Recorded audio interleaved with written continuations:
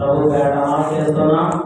బాప్తిసం తీసుకున్న వాళ్ళు తీసుకోబోయే వారికి మాదిరిగా ఉండాలి. తీసుకున్నటువంటి వారు తీసుకోబోయేటువంటి వారికి మాదిరిగా ఉండాలి. ఏమిటా మాదిరి? పని ఉంటే ఆగిపోవడం, కొంచెం సమయం ఉంటే ఆగిపోవడం, అంతే కదండి. కుదిరితే రావడం, మొదలకపోతే ఆగిపోవడం, ఇది కాదు మాదిరి. చెప్పాను, నాలుగు ఎన్నోసార్లు చెప్పాను. చికెన్ గునియా వచ్చింది, కాళ్ళు చేతులు ఇలా పట్టకపోయాను. నేను నమ్మని నమ్మకూడదు. కాళ్ళు చేతులు ఇలాగా పట్టకపోయాయి. శనివారం మధ్యాహ్నం డాక్టర్స్ అన్నారు, నీకు మైక్ శబ్దం వినకూడదు, కాళ్ళు చేతులు కూడా ఆడించకూడదు, ఒక వారం రోజుల పాటు ఫుల్గా రెస్ట్ ఉండాలి, మైక్ శబ్దం వినకూడదు, కాళ్ళు చేతులు ఆడించకూడదు అని చెప్పారు. కానీ నేనేం చేశాను తెలుసా? ఆ రోజు సాయంత్రమే విజ్ఞాపన గుడికి వెళ్ళాను. చర్చిలోకి వెళ్తే మైక్ శబ్దం వినపడదా లేదా? వినపడింది. డాక్టర్లు ఏం చెప్పారు? వినపడదు. నేనేం చేశానమ్మా? ఎక్కడికి వెళ్ళాను? లోకంలో ఉన్న శబ్దాలు వినడానికి వెళ్ళాను కాదు, దేవుని సన్నిధికి వెళ్ళాను. కానీ కాళ్ళు చేతులు కూడా ఆడించకూడదని చెప్పారు. కానీ నేనేం చేశాను తెలుసా? గంజలు తీసుకొని పట్టకపోయినా కానీ అలాగే నొప్పులుగా ఉన్నాయి, అయినప్పటికీ కూడా గంజలు తీసుకొని మావిస్తా ఉన్నా. కరెక్ట్గా రెండో రోజే వెళ్ళిపోయాయి. దేవునికి స్తోత్రం కలుగును గాక. మీరు నమ్మిన నా మహిమను చూసేది అన్నాడు. మనం నమ్మకం లేదు ఉందండి. హాస్పిటల్కి అయితే వెళ్తాం లేదా? వెళ్తాం.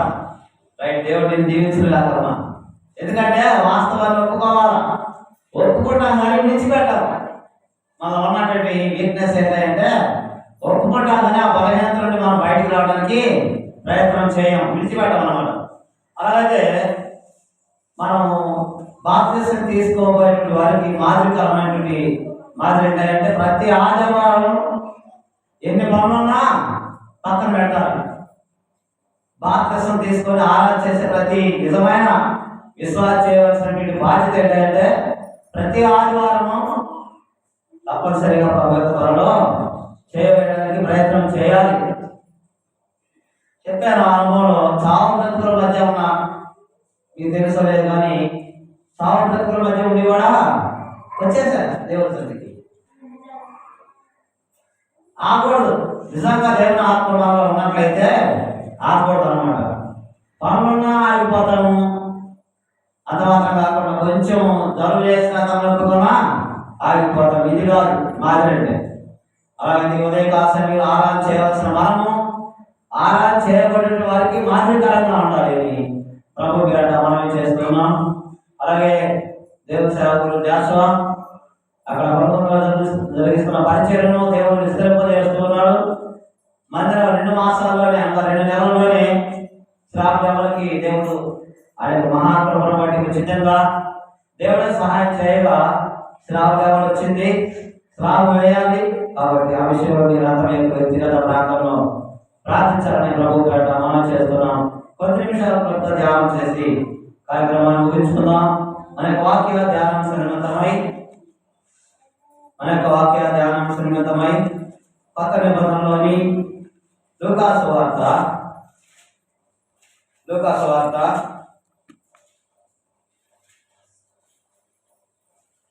5వ అధ్యాయము 1వ వచనం నుండి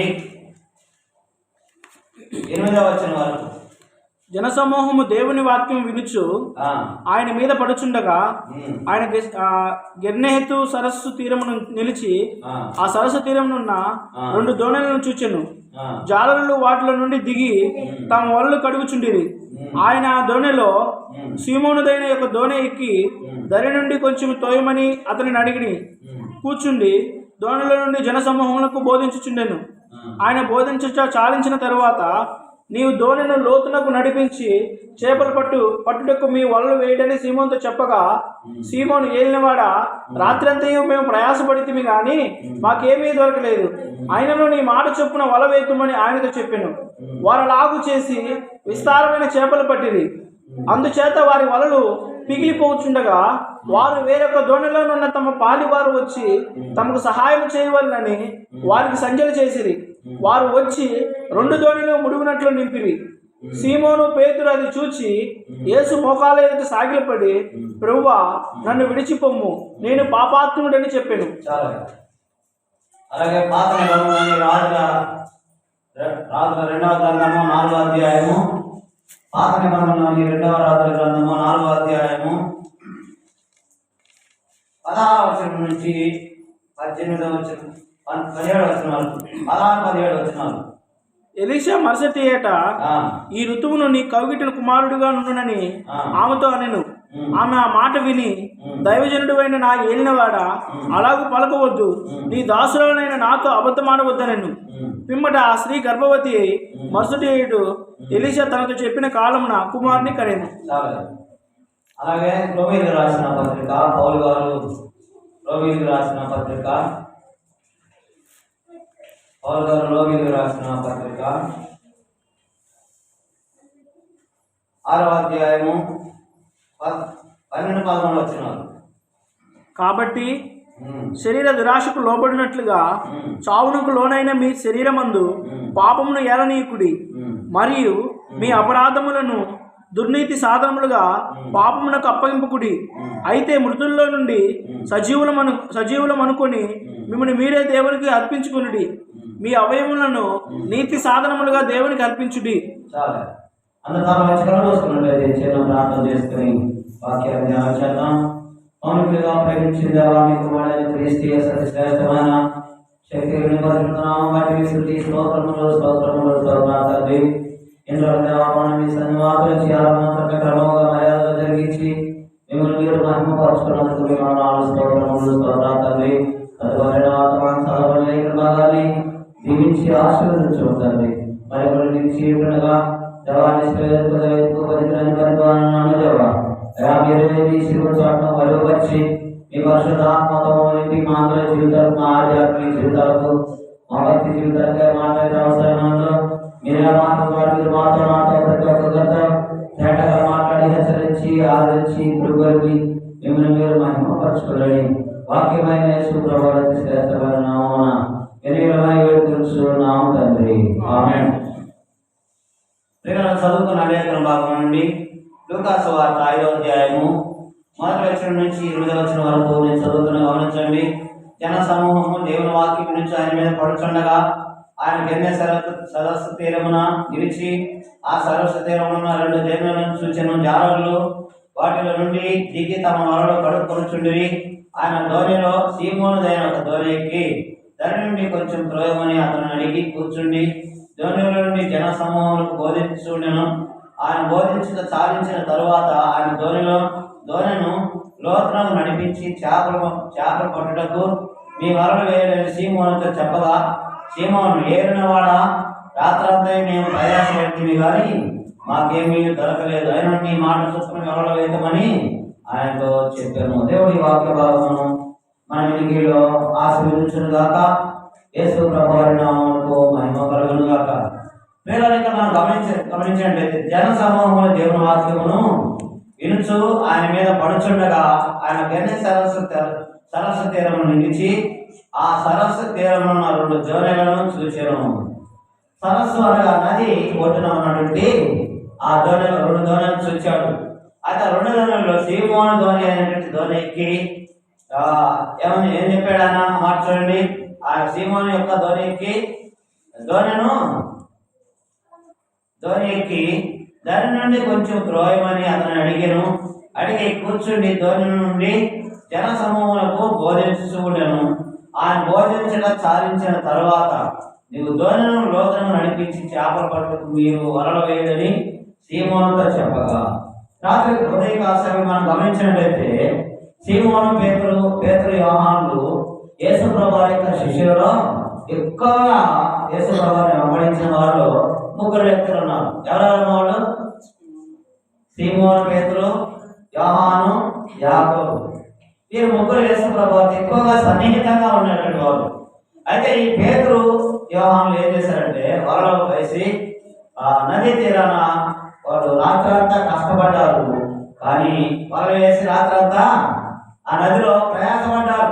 కానీ చేపలు పడ్డాయండి? పడల. కారణం ఏంటని మనం ఆలోచించేటట్లయితే యేసు ప్రభువారు వారితో లేని ప్రయాణం చేశారు. అంతవరకు వారు రాత్రంతా ప్రయాణం చేశారు నదిలో. ఏ విధంగా? పడవలో ప్రయాణం చేశారు. వారి యొక్క ప్రయాణంలో వారితో పాటు ఎవరు లేరట? ఎవరు లేరమ్మా? వారితో మరొక వ్యక్తి లేరు. ఎవరైనా చెప్పాలి, అర్థమవుతుందా?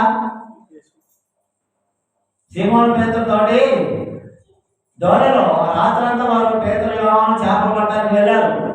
వారితో మరొక వ్యక్తి లేదు. అందుకే వారికి చేపలు పడలే. రాత్రంతా ప్రయాసపడ్డారు కానీ వారికి చేపలు ఒకటి కూడా పడలే. దాని ఏంటి?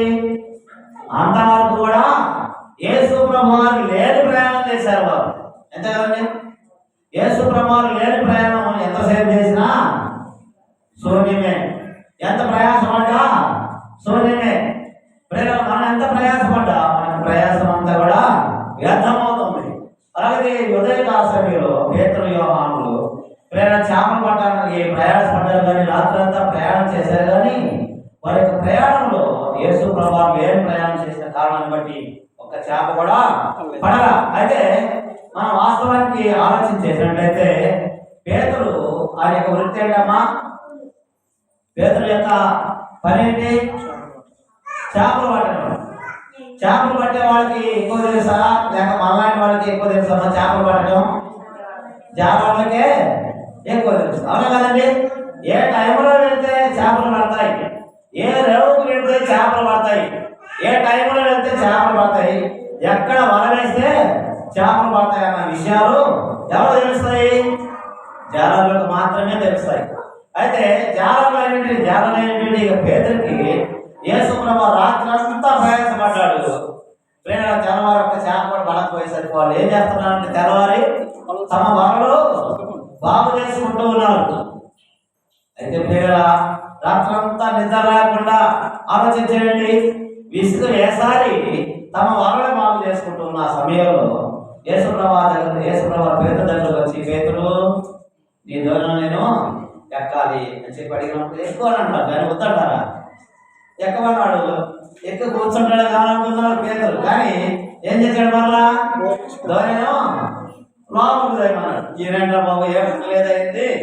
రాత్రంతా మేము ప్రయాసపడి చేపల కోసం వేటాడి ఇంత చేస్తే ఒక చేప కూడా పడక మేము విసిగి వేసారి విసిగలేదంటే ఈయన చేతరా మా దొంగలోకి కూర్చొని మాత్రమే కాకుండా లోపలికి దయమనండి, మాకేం పని లేదా అని చెప్పి వాడు విసుగు చెందే అవకాశాలు లేకపోలేదు. మనకని అయినప్పుడు కూడా ఆయన యేసు ప్రభువు అని చెప్పి గుర్తెరిగిన పేతురు విసుగలేదండి. విసుగుపోరా రాత్రంతా ప్రయాసపడ్డారు. రాత్రంతా నిద్రలేకపోయినప్పుడు కూడా యేసు ప్రభువు నుంచి ఒక మాట చెప్పగానే వినాలి లేదండి? వినాలి లేదా? చెప్పాలమ్మా. యేసు ప్రభువు నుంచి ఒక మాట చెప్పాడు. ఏమని? ఆ మాట చూడండియా. 4వ వచనం. ఆయన బోధించుట చాలించిన తర్వాత నీవు దోణ లోతునకు నడిపి చేపలు పట్టుటకు మీ వలలు వేయడని సీమోనుతో చెప్పగా, సీమోను ఏలినవాడా, రాత్రంతయు మేము ప్రయాసపడితిమి గాని మాకేమీ దొరకలేదు, అయినను నీ మాట చొప్పున వలలు వేతుమని ఆయనతో చెప్పాను. ఇక మనం గమనించినట్లయితే రాత్రంతా ప్రయాసపడ్డారు కానీ వాస్తవానికి వాళ్ళకు తెలుసా మనకు తెలుసండి? చేప ఏ లెవెల్ ఉంటాయి, ఏ సమయంలో పడతాయి, ఎక్కడ పడతాయి అనేది వాళ్ళకు తెలుసు. కానీ యేసు ప్రభువు వచ్చి రాత్రంతా ప్రయాసపడి నిద్రలేదని విసిరిన ఆ పేతురు యోహానుతో అన్నాడు. ఏమన్నాడు చూడండి? పేతురు ఏమన్నాడు చూడండి. సీమోను ఏలినవాడా అంటున్నాడు. ఏమంటున్నాడయా? యేసు ప్రభువు ఏమంటున్నాడు? ఏలినవాడా అన్నాడు. అంటే ఇంతకీ ఆ ఏలినవాడా అన్న పదము ఎవరితో అంటున్నారు? చెప్పండి. ఎవరితో అంటున్నారు? చెప్పాలా? అర్థమైందా? ఎవరితో అంటున్నారమ్మా? సీమోను పేతురు యేసు ప్రభువుని అంటున్నాడు. ఏమని? ఏలినవాడా అంటున్నాడు. అంటే అంతకుముందు యేసు ప్రభువు యొక్క ఏలికలోనికి రాలా పేతురు. అంతకుముందుగా యేసు ప్రభువు యొక్క ఏలికలోనికి రాలా. అయితే ఇప్పుడేమంటున్నాడు? ఏలినవాడా అంటున్నాడు. ఎంత ఆశ్చర్యం అండి! ఎప్పుడైతే యేసు ప్రభువుకి ఏలికలోనికి పేతురు యోహాను వచ్చారో వెంటనే ఏమన్నాడు? ఆ మాట చూడండి. సీమోను పేతురు ఏలినవాడ రాత్రంతా ప్రయాసపడుతుంది కానీ ఒక్క చేప కూడా పడలేదు. అయినను చూడలేరా యేసు ప్రభువు చెప్పే మాటలు ఎందుకు లక్ష్యం వచ్చిన పేతురు యోహాను ఏమన్నారంటే విసిగారు, రాత్రంతా నిద్రలేదు, అయినప్పుడు కూడా యేసు ప్రభువు యొక్క మాటలో ఎంత శక్తి ఉందన్న గ్రహించిన పేతురు ఏం చేసేస్తే అయినను నీ మాట చొప్పున వరద వేస్తామన్నాడు. అవును కదండి. బాయ్.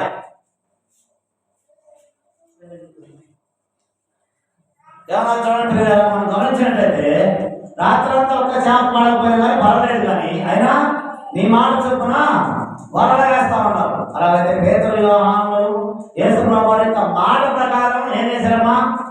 వెళ్ళారు. రాత్రంతా పడకపోయినప్పుడు కూడా యేసు ప్రభువుతో కలిసి ప్రయాణం చేస్తారు. పేతురు యోహానుకి యేసు ప్రభువు ఏమన్నా ఇదిగో ఈ దిక్కున వరవేయండి, చేపలు పడతాయని చెప్పాడు. చెప్పిన మాట ప్రకారం పేతురు యోహాను చేశారా లేదమ్మా? చేశారా లేదా? చెప్పాలి. అర్థమవుతుందా మాట? రాత్రంతా ప్రయాసపడిన ఒక చేప పడినటువంటి ఆ పేతురు యోహానుకి యేసు ప్రభువు చెప్పిన ఒక మాట విన్నారు. ఏం చేశారండి? ఆయన చెప్పిన మాట ఒక్క మాటే, అంతే. ఏమన్నాడు? అయినను నీ మాట చొప్పున వలలు వేస్తామన్నాడు. మరి ఇప్పుడు యేసు ప్రభువు కలిసి ప్రయాణం చేస్తున్న పేతురు యోహానుకి ఏ రేవులో అయితే వలలేమన్నాడో వలలేగా ఎన్ని పడ్డాయమ్మా? 2 దోణులు నిండిపోయేంత చేపలు పడ్డాయి. ఎంత ఆశ్చర్యమో చూడండి పిల్లలా. మరి ఒక గ్రంథంలో మనం చూస్తే ఇంచుమించు 153 చేపలు పడ్డట్టుగా లేఖనాలు మన గ్రంథంలో మనం చూడగలం. పిల్లలు మనం గమనించినట్లయితే వాక్యం మన యొక్క ఆధ్యాత్మిక జీవితంలో యేసు ప్రభువుని ఏదైతే రాకముందు పేతురు ఎంత ప్రయాసపడ్డాడో ఉదయకాల సమయంలో నీవు నేను మనం ఎప్పుడైతే పేతురు ఆయన ఏదైతే వచ్చాడో ఏమన్నాడు? ఏరినవాడా అన్నాడు.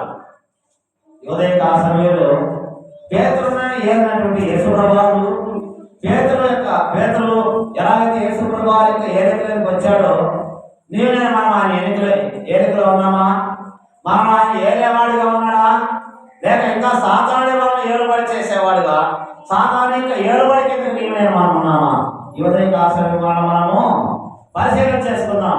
పిల్లలా, అంతకు ముందైతే పేతురు యేసు ప్రభువుకి ఏరికలోకి రాలా, నమ్మినవాడే, అవునా కదండి, విశ్వాసి అయినప్పుడు కూడా యేసు ప్రభువుకి ఏలుబడిలోనికి రానంత కాలం ఇంకా బలహీనుడుగానే ఉన్నాడు, అవునా కదండి. అలాగే ఎప్పుడైతే యేసు ప్రభువుకి ఏలుబడిలోకి వచ్చిన వాడుగా ఉన్నాడు, యేసు ప్రభువు గురించి ఆయన ఏమన్నాడు? ఏలినవాడా. అలాగైతే ఈ ఉదయకాల సమయంలో వాక్యం నా ప్రియ సహోదరుడా, పేతురు ఎప్పుడైతే నన్ను ఏలేది నీవేనయ్యా, ఏమన్నాడమ్మా? నన్ను ఏలేది నీవేనయ్యా, నువ్వు ఎట్లా చెప్తే నేను అట్లా నడుచుకుంటాను, నీ మాట ప్రకారం నేను నడుచుకుంటా, నీకు చెప్పిన ప్రకారం నేను చేస్తా, అంతే కదండి. పేతురు ఒక నిర్ణయానికి వచ్చాడు. అయితే యేసు ప్రభువు చెప్పిన మాట ప్రకారం చేయగా 2 దోణులు నిండే నీ చేపలు పడ్డట్టుగా మనం చూడగలం. అలాగే ఉదయకాల సమయంలో అదే 2వ రాజుల గ్రంథము 2వ గ్రంథము 4వ అధ్యాయము 2వ గ్రంథము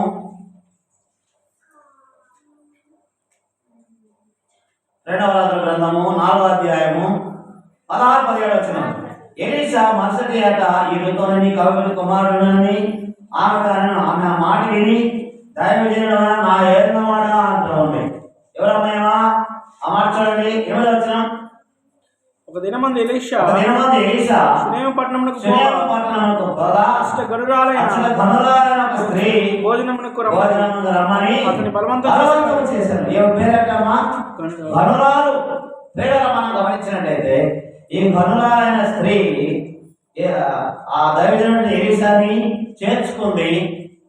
ఆ షూనేము పట్టణం నాకు దైవజనుడి ఎలీషా వచ్చినప్పుడల్లా కేవలం ఆ ఇంటికే వెళ్ళేవాడు. కారణం ఏంటంటే ఆవిడ చాలా శ్రద్ధాభక్తి కలిగినటువంటి గనురాలైన స్త్రీ, దేవుని యందు చాలా శ్రద్ధాభక్తి కలిగినటువంటి గనురాలైన స్త్రీ. అంత మాత్రం కాకుండా దేవుని సేవకులను గౌరవించే స్త్రీ. వేరేలా అంతకుముందు ఆమె కుటుంబంలో ఒక లోటు ఉంది. ఏంటో చెప్పగలరా? పిల్లలే. ఆమె దేవుని యందు చాలా భక్తి కలిగిన స్త్రీ. అయితే పిల్లలుగా దేవుని సేవకులను కూడా గౌరవించే స్త్రీ. ఆవిడ పేరు కనరాలు. అయితే వీళ్ళు అంతకు ముందు అయితే పిల్లలు కానీ ఎప్పుడైతే జరుగుతుంది ఎలీషా తన ఇంట్లో చేర్చుకొని ఆయన సునేమ పట్టణంలోకి వచ్చినప్పుడల్లా తన ఇంట్లో భోజనం చేయడానికి ఆవిడ అవకాశం కల్పించింది. ఎంత ధన్యురాలండి, కనురాలే అయినప్పుడు కూడా ఆవిడ చేసిన ఆ పరిచర్యకి దేవుడు ఆమె కుటుంబంలో ఏ విషయం అయితే లోటుగా ఉందో ఆ లోటును దేవుడు తీర్చిన వాడుగా మనం చూడగలం. చూడండి, మనం గమనించండి. అయితే అలా వచ్చింది చూడండి. ఎలీషా మరుసటి ఏట నీ కవిటగా కుమారుడునని ఆమె మాట విని అలాగు పలకవద్దు, దాసుడైన నాతో అబద్ధ మాట వద్దని. అంటే అక్కడ చిన్న సందేహం, అంటే అనుమానం కలిగింది. కారణం ఏంటంటే నిజమా అంటే ఇన్ని సంవత్సరాల నుంచి పిల్లలే నువ్వు ఒక మాట చెప్పగానే నాకు గర్భఫలం దేవుడు ఇస్తాడా అని చిన్న డౌట్ కలిగింది. అయితే ఎలీషా ఏమన్నా చూడండి, మరుసటి ఏట ఈ ఋతువున నీ కవిట కుమారుడు ఉందని చెప్పి ఆమెతో అన్నాడు దైవజనుడు ఎలీషా. ఈ సన్నివేశం, ఈ సందర్భం మనం గమనించినట్టయితే ఎప్పుడైతే ఈ ఘనులైన స్త్రీ దైవజనుడి ఎలీషాకి చెప్పిన మాట చెప్పినట్టుగా చేసే స్త్రీగా ఉంది. అవునా కదండి? ఆలోచించేద్దాం. గనురాలైన స్త్రీ దేవుని మొట్టమొదటిగా భయభక్తి కలిగిన స్త్రీగా ఉంది. చాలా భక్తి శ్రద్ధలతో కలిగిన స్త్రీగా ఉంది. అంత మాత్రం కాకుండా దైవ సేవకులైన వారిని చాలా గౌరవించి సన్మానించే స్త్రీగా ఉంది. కాబట్టి ఆమె కుటుంబంలో ఏ విషయం అంతా లోటు కలిగిందో ఆ లోటు దేవుడు దైవజనుడు ఎలీషా ద్వారా తీర్చాడు. అవును కదండి? అంతేనా? ఆ మాట చూడండి, ఏమన్నాడు ఆయన? ఆమెకు కుమారుడు లేడు, మరి ఆమె పేరేంటి? ముసలవాడు అని అతనితో చెప్పాను. కుమారుడు కలుగునా అని చెప్పి కలగడు అని చెప్పి అనుమానం రావడానికి కారణం ఏంటంటే ఈ గనురాలైన స్త్రీ యొక్క భర్త ముసలివాడు. ముసలివాడికి పిల్లలు పుడతారండి. ఇది మనం ఆలోచించేసినట్లయితే కొంతమంది యవనస్తులకే పిల్లలు కలగట్లే. కారణం మనం గమనించినట్లయితే కుమారుడు యెహోవాను గురించి స్వాస్థ్యము గర్భఫలము ఆయన ఇచ్చే బహుమానం. నేను ఏడు సూర్యుడు అంటే పిల్లలు పుట్టరండి, అలా కదండి? అలాగే ఉదయకాల సమయంలో ఘనురాలైన స్త్రీ ఏమంటుంది చూడండి, ఆమె ఆ మాట విని దైవజనుడైన నా ఏలినవాడా, ఎంత బాగా దేవుని సేవకుని గౌరవిస్తుందండి. ఆలోచించేద్దాం. ఉదయకాల సమయం అంతకు ముందుగా ఈ ఘనురాలైన స్త్రీ దైవజనుని ఎలీషాని తన ఎంట చేర్చుకొని ఆ సునేమ పట్టణంకి వచ్చినప్పుడల్లా, సునేమ పట్టణంలో విశ్వాసం ఉంటారా ఉండరమ్మా? ఉంటారా ఉండరా? ఉంటారా ఉండరమ్మా? ఉంటారు. కానీ గనురాలైన స్త్రీ ఇంటికి ఎందుకు వెళ్ళేవాడు? ఆవిడ దేవుని యందు భయభక్తి కలిగిన స్త్రీ. రెండవదిగా దైవ సేవకుల విషయంలో ఎంతో శ్రద్ధ భక్తి కలిగినటువంటి స్త్రీ. దేవుని సేవకు తన ఇంటికి నా ఇంటికి వస్తే దేవుడు నా ఇంటికి వచ్చినట్టు. ఏమైందమ్మా? దేవుని సేవకు నా ఇంటికి వస్తే దేవుడు నా ఇంటికి వచ్చాడన్నమాట. ఫీలింగ్ ఆమె కలిగి వెంటనే దైవజనుడు ఎలీషాకి పరిచయం చేయడం ప్రారంభించింది. చెప్పాను నా అనుభవం ఇంచుమించు నాతో సమాన వయస్కుడు, అమ్మ తెలుసు, పేరు దుడ్డు మరీదాస్, విధులపల్లి చీరాల దగ్గర. నేను వాస్తవానికి ఆ ఇంటికని నేను వెళ్ళలేదు, కానీ మాట్లాడుకోని చెప్పాను. నేను ఆ సేవకుని ఇంటికి వెళ్ళలేదు, కానీ నేను వెళ్ళింది మా చెల్లెల యొక్క తోడుకు వాళ్ళ యొక్క వాళ్ళ కుమార్తె వివాహానికి వెళ్ళాను. కానీ నాతో పాటు మా చెల్లెలు వచ్చింది. అది వాస్తవానికి మా చెల్లెలు చూస్తే అంతగా ఎవరు లైక్ చేయరు, ఎందుకంటే నల్లగా పొట్టిగా అవతారం ఉంటుంది అన్నమాట. కానీ దేవుని సేవకులు ఇప్పుడు మణిదాస్ గారు నన్ను బట్టి రండి అని చెప్పి ఆ కుమారుని పంపించి, ఆయన చీరాల్లో ఉన్నాడు, ముందుగా వాళ్ళ కుమారుని పంపించి నన్ను రే బాబాయ్ ఆహ్వానించి ఇంటికి తీసుకెళ్ళాలని చెప్పి పంపించాడు. వాళ్ళ కుమారుడు చిరండి బాబాయ్ అని చెప్పి ఇంటికి తీసుకెళ్ళాడు. అయితే నేను ఆ ఇంటికి వెళ్ళగానే నేను ఎలా కూర్చున్నాం, ఆయన వచ్చాడు, అన్నాడు రండి భోజనం చేయండి అన్న, దేవుడే వచ్చాడమ్మా మా ఇంటికి అన్నాడు. నన్ను చూసి ఏమన్నాడమ్మా, దేవుడే నా ఇంటికి వచ్చాడమ్మా. నాకంటే సీనియర్ ఆయన సేవలో చాలా ఆశ్చర్యం వేస్తున్నాడు. అన్న మీరు మా ఇంట చేయగలిగితే చాలన్నా మాకు అది ఆశీర్వాదం. ప్రియులారా, మనం ఆలోచన చేస్తే నేను దినాల పరిస్థితులు ఎలా ఉన్నాయంటే, ఓ ఆయన అమ్మ చెప్తే మన ఇంటికి వచ్చి అన్నం తింటాడేమో అన్నట్టుగా. అవునా కదండి? దేవుని సేవకులు ఇంటే మన ఇల్లు దాటిపోతుంటే మీకు తెలియదు కానీ అనుభవాలు. అబ్రహాము సింధూర వనంలో ఎండవేళ ఆ సింధూర చెట్టు కింద ఉన్నప్పుడు దేవదూతలు సింధూర వనంలో పడి వెళ్తూ ఉండగా అబ్రహాము ఏం చేశాడమ్మా చెప్పాలా? ఏం చేశాడు? పరిగెత్తుకుంటూ వెళ్ళి వాళ్ళ కాళ్ళ మీద పడి కాళ్ళు పట్టుకుని ప్రతిమలాడు. ఏమని? అయ్యా నా ఇంటికి వచ్చి అలసట తీర్చుకోండి, మంచినీళ్ళు తాగి కొంచెం వరకు తీర్చుకొని మరలా నేను ప్రతివాడి వాళ్ళ ఇంటికి తీసుకొచ్చాడు. పిల్లలు ఇంటికి తీసుకొచ్చిన అబ్రహాం ఏం చేశాడమ్మా? మంచినీళ్ళు ఇచ్చి పంపించాడా? ఏం చేశాడమ్మా చెప్పండి? ఆ దినాల్లో 3 మాలికలు మెత్తల పిండి, గోధుమ పిండి, కనీసం 3 గేదెలు పిసికే రొట్టె చేయడం అంతే మీ వల్ల కాదు. వల్ల కాదండి. కానీ ఒక్క కేజీ చేయడానికే మీరు అలసిపోతారు. ఈ ఉదయకాల సమయంలో చెప్పే నా అనుభవంలో ఎప్పుడైతే శారమ్మ ఆ విధంగా దేవుని దూతగా తన ఇంట్లో చేర్చుకొని అబ్రహాము చెప్పిన ప్రకారం చేసిందో, ఏం చేసిందమ్మా? 3 మాలికల మెత్తన పిండి, గోధుమ పిండితో చపాతీ చేసి మంచి లేత కొలను వధించి అబ్రహాము తన భార్య శార దగ్గర తీసుకుని వచ్చినప్పుడు ఆమె బాగా వండి ఆ దేవదూతలకు ఏం చేసిందంటే వడ్డించగా వారు తిని ఏం చేశారు? మీదటికి ఇరుగుతున్నా నీ కౌగిలి కుమారుడు అని చెప్పి దేవదూతలు శారమ్మతో అనగా వారు చెప్పిన మాట ప్రకారం చెప్పిన జరిగిందా లేదా? జరిగిందా లేదండి?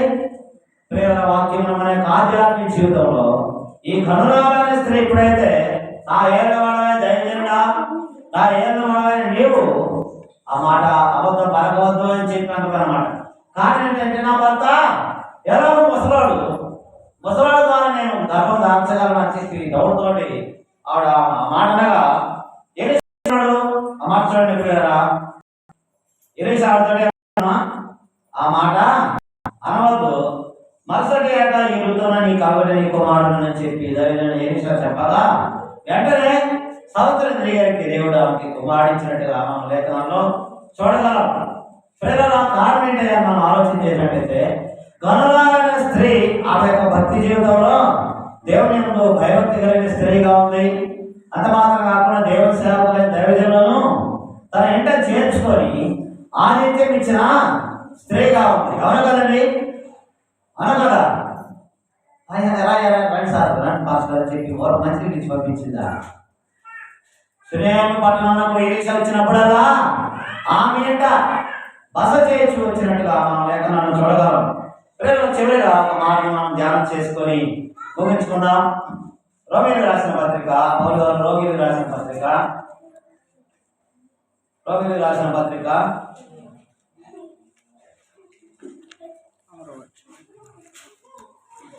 6వ అధ్యాయము 12వ వచనం. కాబట్టి శరీర చావులోనే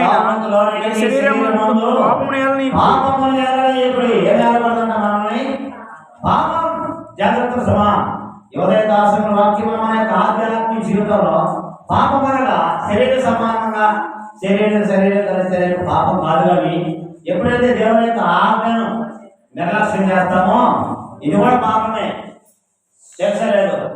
మనం గమనించినట్లయితే కాబట్టి శరీరం దురాశలకు లోపడినట్లుగా సావులకు లోనైన మీ శరీరం ముందు ఏమి ఏర్పడి చేయాలంట? నీతి ఏర్పడి చేయాలి. అవును కదండి? ఆయన ఎలాగైతే నీతి మంత్రులు అయినాడో ఆయన కుమార్తెలు అని చెప్పుకునే మనల్ని ఏమి ఏర్పాటు చేయాలంటే నీతి. దేవుని యొక్క నీతిలో ఆయన యొక్క నీతి ద్వారా మన యొక్క హృదయం ఏర్పాటు చేయాలి. అవును కదండి? ఈ ఉదయకాల సమయంలో నేను వాక్యం మన యొక్క ఆధ్యాత్మిక జీవితంలో దేవునికి ఏర్పడిన ఒక సేవకుడు తప్పిపోయాడు.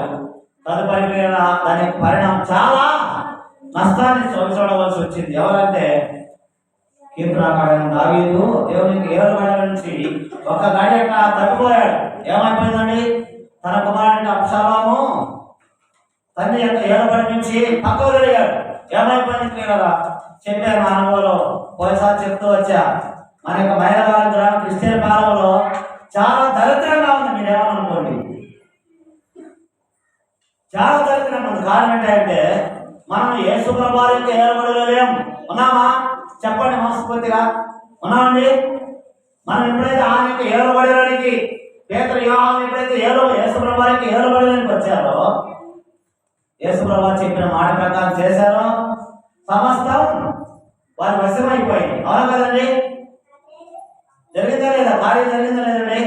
అలాగే ఈ యొక్క కీర్తన దావీదు ఎప్పుడైతే దేవుని యొక్క ఏలుబడి నుండి ఒక నిమిషం తొలగిపోయాడు, తన కుమారుడి అబ్షాలోము తండ్రి యొక్క ఏలుబడి నుండి తొలగిపోయాడు. ఏమైంది దాని పరిణామం? ఏమైందండి? అబ్షాలోము ఘోరమైన పాపం చేశాడు.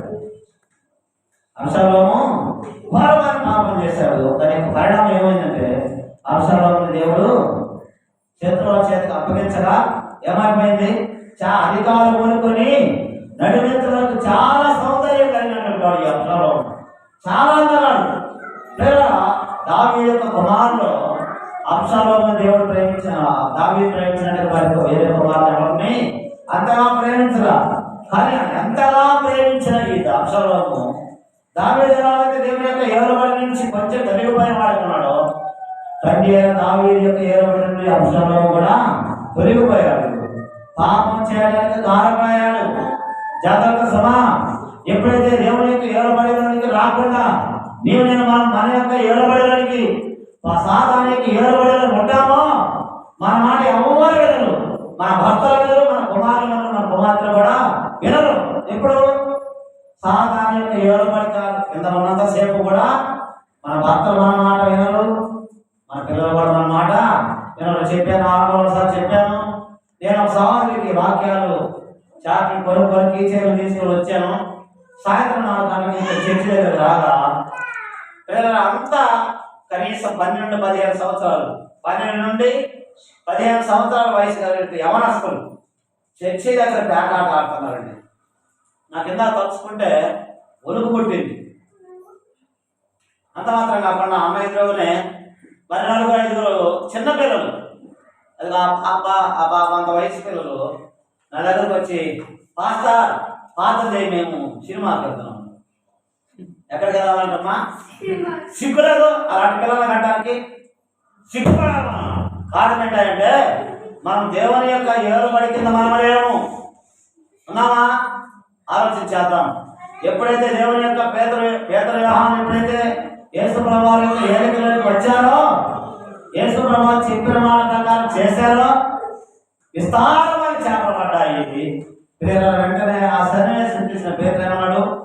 ప్రభువా, నేను పాపాత్ముడును, నన్ను విడిచి పోమాయా అని చెప్పి పేతురు చాలా పశ్చాత్తాపడ్డాడండి. విశ్వాసే అయినప్పుడు కూడా అంతకు ముందుగా యేసు ప్రభువు యొక్క ఏలికలోనికి రానంతసేపు నీవు అవిశ్వాసమే. రానంతసేపు నీ కుటుంబంలో నీ భర్తని మాట వినడు, నీ కుమారుని మాట వినరు, నీ కుమార్తె నీ మాట వినరు. అలా కదండి. దావీదు ఎప్పుడైతే యేసు ప్రభువు యొక్క ఏలికల నుండి ఒక గడి తప్పిపోయిన వాడిగా ఉన్నాడో, తన కుమారుడి అబ్షాలోము చాలా అందవాడు, చాలా సుందరమైన వాడు, అతిగా ప్రేమించినటువంటి వాడు అన్నమాట అబ్షాలోముని దావీదు. ఎంత ఆశ్చర్యం అండి. చాలా అందగాడు, అధికారులు నడివేతలు చాలా సుందరుడు అన్నమాట. ఎంత అందగాడు అబ్షాలోము ప్రేమించిన దావీదు. ఎప్పుడైతే దావీదు ఒక్క గడియ దేవుని ఏలుబడి నుంచి తప్పించుకున్న వాడిగా ఉన్నాడు, అబ్షాలోము కూడా దావీదు యొక్క ఏలుబడి నుంచి తప్పించుకున్నాడు. ఏమైపోయాడు? దావీదు యొక్క ఏలుబడి నుండి పక్కకు పోయిన అబ్షాలోము పాపంలో పడిపోయాడు, పాపాత్ముడిగా మారిపోయాడు. మీరు పాపం యొక్క పరిణామం ఏమైపోయింది? ఒక పెద్ద చెట్టుకి ఒక కొమ్మకి మన జుట్టు తగులుకొని ఆకాశం భూమి మధ్య వేలాడుతూ ఉంటారు. తన చెట్లు వచ్చి బాణాలు విడిచా ఆ బాణాలు వెళ్ళి గుండెలో గుచ్చుకొని ఎంత దురవస్థ ఆలోచించండి. ఇంత అవసరమా? ఆలోచించేయండి.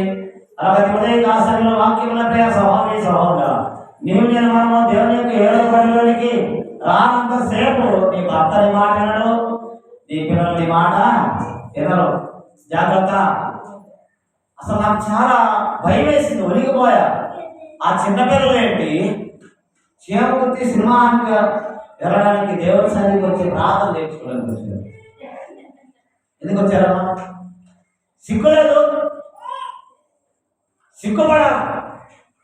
మన పిల్లలు మన మాట వినట్లేదంటే సిగ్గుపడాలి. పిల్లలు చెప్పారు మా అనుభవ దైవ సేవకుడు జాసువా సాయంత్రం 8 గంటల తర్వాత సహోదరులు ఇంటికి వెళ్ళి 2 యవనస్తులు ఉన్నారు. వారికి పిల్లలు పెళ్లికి వచ్చినటువంటి వాళ్ళు. అప్పుడు జాసువాకి ఇంకా వివాహం కాలేదు, బైబిల్ కాలేజీలో ఉన్నారు. కానీ జరిగిందంటే మనం ఆలోచించేసినట్లయితే జాసువా వారి తల్లిదండ్రులకు వాక్యం చెప్తున్నాడు. ప్రార్థన చేసుకోవడానికి రాజాసువా చెప్పి నేను పిలుస్తున్నాను, నానా వస్తామని చెప్పి అన్నాడు. రాలే. కానీ జాసువా ఏం చేస్తున్నాడు? వాళ్ళ తల్లిదండ్రులకు వాక్యమే చెప్తుంది, వేరే లోకసమానికి ఆలోచన కాదు. కానీ ఇంటికి రాగానే నేను ఎందుకు కొట్టానంటే సమయం, ఆ సమయంలో మనం మాట్లాడే సమయం కాదు. రాత్రి 9 తారీఖు నువ్వు యమనస్తుడివి, వాళ్ళకి కుమార్తెలు ఉన్నారు. లోకం మిమ్మల్ని చూసి వీళ్ళు దేవుని వాక్యం చెప్పుకోవడం అని చెప్పి ఆలోచించేది. పలు విధాలను ఆలోచన చేస్తారు లేదమ్మా, చేస్తారు లేదా? ఒక యవనస్తుడు స్త్రీ దగ్గరికి వెళ్ళి మాట్లాడుతూ ఉండగా వంటనిగా నువ్వు దేవుని వాక్యం బోధించినా వాళ్ళు ఏం ఆలోచన చేస్తారు? లోకము ఏం వాక్యం అనుకుంటారా లేదా? 9 తర్వాత దురాలోచన జరిగిద్దా లేదా? చెప్పే నేను ఎంత పిలిచినా రాలేదు. నేను వెళ్ళగానే వాస్తవానికి వాక్యమే చెప్తున్నాడు. కానీ ఇంటికి వచ్చిన తర్వాత ఏం చేశాను తెలుసా? 2 పీకాను. నేనేం చేశాను? నా తప్పు, వాక్యమే చెప్తున్నాను. వెంటనే నువ్వు వాక్యం చెప్పు, బాగా చేయి, మోటు చేయి, కానీ చెప్పాల్సిన సమయం ఇది కాదు, నోరు మూసుకుంటావా లేదన్నాను. మరలా ఎదురు మాట్లాడి ఏం చేశాను తెలుసా? పైకి లేకపోతే ఆ గోడకి వేసుకుంటా. ఇంతవరకు ఎదురు మాట్లాడాలి. పైకి లేకపోతే కుమారుడు తండ్రి శిక్ష మరి కుమారుడు వారికి శత్రువు అవుతున్నాడ. తండ్రి శిక్షించిన కుమారుడు తండ్రికి ఏమవుతున్నాడమ్మా? శత్రువు. పిల్లల దినాన్ని మనం చేసినట్లయితే చిన్నపిల్లలు సెల్ ఫోన్ తీసుకొని వాళ్ళు చాలా నానాలుగా కదండి సాధారణ పిల్లలని ఆడుకుంటారు, నాకు తెలియదు. కానీ ఆ సెల్ ఫోన్ ద్వారా చిన్నపిల్లలు చెడిపోతున్నారు. తల్లిదండ్రుల మాట వింటున్నారండి? వింటున్నారా? వినట్లా. కారణం ఏంటి? కారణం ఏంటమ్మా? మనమేనా కాదా? మనమే. ఎప్పుడైతే టచ్ ఫోన్ పిల్లలకి ఇస్తామో వాళ్ళు చెడిపోతారు. రెండవదిగా భవిష్యత్తులో వాళ్ళు మన మీద రివర్స్ అయ్యి అభినయి చాలా కష్టత్వానికి అప్పగించబడతారు. ఎప్పుడైతే తల్లిదండ్రులు మనము ఎప్పుడైతే యేసుప్రభువు వారి యొక్క ఏలుగులోనికి పేతురు యోహానులకు వచ్చారో మనము కూడా ఆ ఏలుగులోనికి రావాలి. ఆ ఏలుగులోనికి రావాలి. ఆ ఏలుగులోనికి రానంతసేపు నీ భర్త నీ మాట వినడు, నీ పిల్లలు నీ మాట వినడు. ఎప్పుడైతే ఆ ఏలుగులోనికి వస్తామో ఏం చేస్తాం తెలుసా? దేవుని సేవకులు ప్రార్థన చేస్తా ఉంటే మనం ఇంటి దగ్గర పని చేసుకోం, అదే గుర్తు. ఆ ఏలుగులోనికి రాగా దానికి యొక్క రుజువు ఏంటంటే ప్రార్థన జరుగుతుంటే అసలు మీకు తెలుసలేదు. కానీ ఈరోజు ఉదయం నేను 7 గంటల నుంచి రెడీ అయ్యి రోడ్డు మీదకి వస్తే ఒక అబ్బాయిని అప్పగించాడు, మన పాల్గొన్న అబ్బాయిని. ఆ అబ్బాయి టైం చెప్పలేదు అబ్బాయి నాకు, అందుకని ఆలస్యమైంది. ఏం చేయమంటాను? తప్పు నీది కాదులయ్యా, ఇందులో నాది కూడా తప్పు ఉంది, మేమేది ఆధారం పట్టం అని చెప్పి అన్నాను. కానీ లోపల మీకు ఎలా ఉంది? కానీ నాకైతే వణికిపోతా ఉన్నా. అయ్యో 9 కావస్తుందని చెప్పి బీపీ లేదైంది అనమాట. ఎందుకంటే నేను మీకంటే ముందుగా ఉండాలి, అవునా కాదండి? కానీ పేర వాక్యం మన యొక్క ఆధ్యాత్మిక జీవితాల్లో ఆయన ఏలుబడికి ఎవరైతే వస్తారో వాళ్ళు భయపడతారు. భయపడతాం లేదమ్మా? ఆలోచించేయండి. భయపడతామా లేదా? భయపడాలి. వాక్యం మన యొక్క ఆధ్యాత్మిక జీవితం ఎప్పుడైతే ఆ ఏలుబడికి వస్తామో ఫస్ట్ మనము ఆయన మాట వింటాం. మన మాట మన భర్తలు వింటారు, తల్లిదండ్రులు మన పిల్లలు కూడా మన మాట వింటారు. అలాగే మనము పేతురు యోహాను ఎలాగైతే యేసుప్రభువు వారి యొక్క ఏలుబడిలోకి వచ్చిన వారు ఉన్నారు, మనం కూడా యేసుప్రభువు వారి యొక్క ఏలుబడిలోకి రావాలి. గర్భవారైన స్త్రీ ఏం చేసిందమ్మా? దైవజనానికి ఎలీషా చెప్పిన ప్రకారం చేసిందా లేదా? చేసిందా లేదమ్మా? చేయడం ద్వారా ఆ కుటుంబం ఏ లోటు అయితే ఉందో ఆ లోటు దేవుడు తీర్చినట్టుగా మనం చూడగలుగుతున్నాం. అబ్రహాము శారాలు కూడా ఏ విషయమైతే లోటు కలిగిన వారు ఉన్నారు, నిండు వృద్ధాప్యంలో ఏ విషయమైతే లోటు కలిగి ఉన్నారో యేసు ప్రభువానికి ఏ రీతికి వచ్చిన అబ్రహాం శారానికి దేవుడు ఆ లోటు తీర్చాడు కదమ్మా, తీరుస్తాడు, ఖచ్చితంగా తీరుస్తాడు. అలాగే ఉదయకాల సమయంలో ఆరాధన చేయడం చేరవచ్చిన నీవే మనం పేదలు యోహానులు. అలాగే పేదలు మనం ఏమి ఏర్పాటు చేయాలా? ఆయన యొక్క నీతి మనల్ని ఏర్పాటు చేయాలి. ఆయన యొక్క ఆత్మ మనల్ని ఎప్పుడైతే ఆయన యొక్క ఆత్మ ఏర్పడలేనికి వస్తామో మనం ప్రేర వాక్యం మన యొక్క ఆధ్యాత్మిక జీవితంలో క్రీస్తు ప్రేమ మనను బలవంతం చేయించినది అన్నాడు. ఏం చేస్తుందట? బలవంతం చేసి దేవుని యొక్క సన్నిధికి ఎప్పుడు నడిపించింది? అందరూ చాలా నడిపించిందా? దేవుని ఆత్మ కాదు, ముందుగానే చేరు వస్తాం. కాబట్టి ఎప్పుడైతే ఆయన ఏలుబడిలోకి వస్తామో ఆయన భయభక్తి కలిగి ఉంటాం. ఎప్పుడైతే ఆయన భయభక్తి కలిగి ఉంటామో ఆయన మాట మనము వినగలం. ఎప్పుడైతే ఆయన మాట మనం వింటామో మన కుటుంబాలు ఏ విషయం అయితే లోటు కలిగి ఉన్నామో, నీవు పరలోకం పోతే నీ భర్త నరకాన్ని కూడా నీకు ఇష్టమా? నీవు పరలోకం పోతావు, నీ కుమారులు ఎక్కడుంటారో ఆలోచన చేయండి. నరకంలో ఉంటారు, జాగ్రత్త సుమా. ఎప్పుడైతే నువ్వు ఆయన ఏలుబడిలోకి వస్తావో నీ పిల్లలు నీ భర్త నీ ఏలుబడిలోకి వస్తారు. అప్పుడు నీవు నీ కుటుంబం దేవుని కుటుంబ సమేతంగా ఆయనకి ఏలుబడిలోకి వచ్చి దేవుని నామానికి మహిమ తెచ్చేవారు ఉండాలని ప్రభు పేట మనం చేస్తున్నా. కృపా పరిశుద్ధాత్మ దేవుడు వాక్యం మన జీవితాలు దయచేది కాక. ఆమేన్. ప్రార్థన చేస్తున్నాం. అందరూ తల నుంచి కళ్ళు వస్తున్నట్లయితే ప్రార్థన చేస్తున్నాం. కళాసంపన్న దేవాలయ కుమారుడు క్రీస్తు శ్రేష్టమైన శక్తి కలిగి పరిశుద్ధ నామములో క్రీస్తు తీసుకున్న